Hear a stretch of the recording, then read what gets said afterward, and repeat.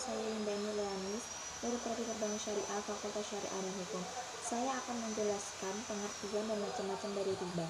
Dalam kehidupan sehari-hari, kita pasti tidak lepas dari berbagai aktivitas dan kegiatan ekonomi seperti pinjam-meminjam uang. Karena kita sudah terbiasa melakukan kegiatan tersebut, maka secara tidak disadari bahwa sebenarnya kegiatan-kegiatan tersebut mengandung unsur riba.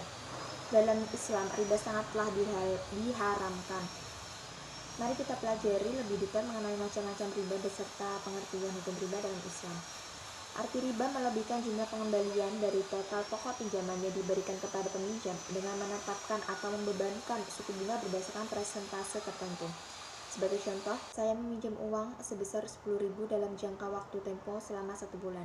Dalam waktu pengembalian tersebut, pihak pemberi pinjaman meminta agar uang pengembaliannya ditambah dengan jumlah, yaitu dengan 20.000. Maka hal itu bisa disebut dengan riba. Dalam Ali Imran ayat 130 telah dijelaskan Allah Subhanahu wa taala bahwa riba adalah haram bagi seorang muslim.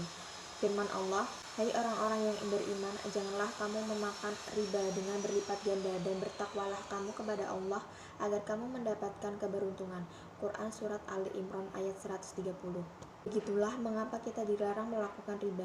Allah dalam firman-Nya dan Rasulullah dengan hadisnya sudah menginformasikan kita semua bahwa betapa haramnya hal yang bernama riba itu. Di zaman sekarang ini sangat sulit untuk menghindari riba karena dituntut oleh kebutuhan. Namun setidaknya kita bisa mencobanya untuk menjauh dari riba. Ada 5 jenis riba. Yang pertama, riba fadli adalah riba yang terjadi karena adanya tindakan jual beli atau pertukaran barang ribawi yang sejenis tapi berbeda takaran atau kadarnya. Yang kedua, riba qardin atau yang dikenal juga dengan nama riba qard adalah riba yang dihasilkan oleh tambahan untuk pengembalian atas pokok pinjaman yang diisyaratkan di depan oleh pemberi pinjaman kepada pihak debitur. Yang ketiga, yaitu ribayat, adalah riba yang diakibatkan oleh adanya kegiatan pertukaran ribawi atau jual beli ataupun bukan ribawi yang dimana ada perbedaan di nilai transaksinya jika serah terima salah satu atau keduanya dilakukan di kemudian hari. Yang keempat, yaitu riba nasi'ah. Riba nasi'ah adalah merupakan salah satu jenis dari macam-macam riba yang diakibatkan oleh jual beli atau pertukaran barang ribawi yang tidak sejenis dan dilakukan secara hutang atau jatuh tempo dengan adanya tambahan nilai transaksi oleh perbedaan dan penangguhan waktu transaksi.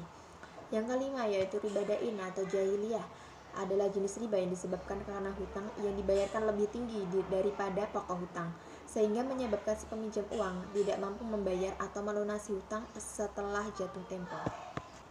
Kemudian macam-macam dari riba. Yang pertama, riba dain atau riba yang ada di dalam hutang piutang. Riba ini juga disebut dengan riba jahiliyah karena riba jenis ini sering terjadi pada waktu jahiliyah. Yang kedua, yaitu riba fadl, yang merupakan tafadul atau selisih pada timbangan terhadap dua perkara yang seharusnya dapat dilakukan dengan cara syar'i atau dengan adanya tamatsul atau kesamaan timbangan. Para ulama memiliki berbagai pendapat mengenai hukum riba fadl. Adalah hal rajih yang tak ada keraguan sehingga pendapat para jumhur ulama yang mengatakan riba fadl adalah sesuatu yang haram dengan berbagai dalil yang ada. Kemudian yang ketiga, yaitu riba nasi'ah atau tempo, merupakan tempo untuk perkara yang diharuskan secara syar'i adanya takabud atau serah terima di tempat.